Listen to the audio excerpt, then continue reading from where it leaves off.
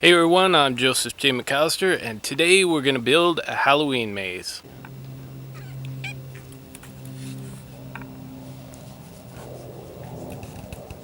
First, let's talk about construction of the maze. So, the maze is basically just a series of 8-foot boxes that are put together. To get your basic layout for what everything's going to be, lay out your beams on the ground and then just take a shovel or a hoe and just rake the ground to make marks where your maze is going to be. And just leave those boards there until you've laid out the most of the maze or the section that you're trying to build. And those marks are for when you have to start picking up the boards and you want those marks to still be there. And of course, make little marks for doorways. And just physically walk through it and just make sure that everything is going to work and that your doorways are in the right place. And now with what you've laid out, you're going to start building your maze. Now you've got to use really strong boards. Right here we're using 1.5 by 2.5 inch boards. And of course they're 8 foot long. And you've got to use really good screws as well. We're using 3-inch screws. Now if those boards aren't strong, your maze is not going to be strong. You really got to use some good thick heavy wood to build this thing. The height I'm using, and I really recommend this height, is 7 foot tall. So you're going to have to cut all your corner boards to 7 foot. This is really important. This is really the perfect height for everything.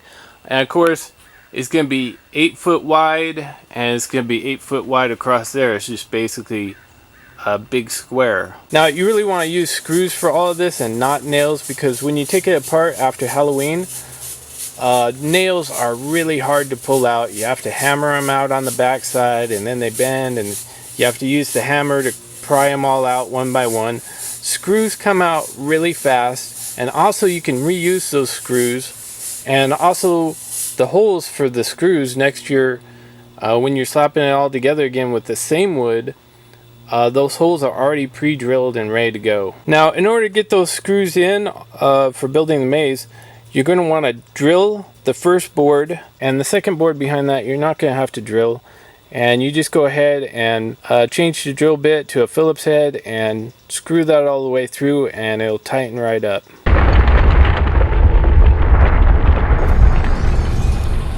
Now brackets are extremely important. Really, that's the best thing you can use to strengthen your maze. Now you could put boards all along the wall going vertically, and then you can put little boards going horizontally across here all day long, and it's not going to strengthen your maze at all. It's a big waste of money. You could put 20 boards across there. It's not going to strengthen it. And putting boards across the ceiling, like one after another, that's not going to strengthen the maze either. It's still going to be wobbly and flimsy. And at your joints, just put in 2 screws everywhere. Just use 2 screws, because any more than that is just a waste of screws. You could put 10 screws in there.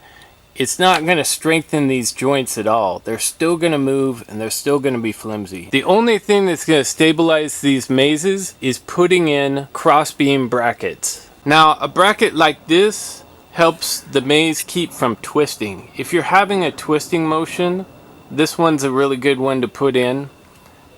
And of course these are really good for like side to side. You can put them top and bottom, and you can put them all over the place, but really you only need a few brackets here and there to really stabilize your maze. Now for braces, because they're coming at an angle, I'm only using 2.5 inch instead of 3-inch screws. Now don't go and start putting brackets everywhere and just throwing them in randomly like crazy, because it's a big waste of wood and a waste of money. In order to figure out what brackets that you do need, just go up to your structure and push on it like this.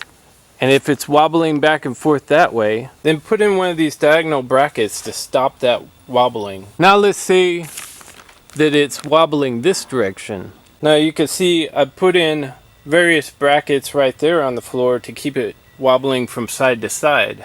And also keep in mind that your wobbling might be a twisting motion of the entire thing.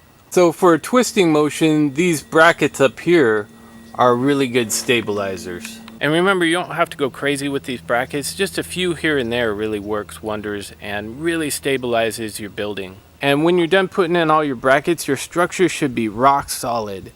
It should not move at all.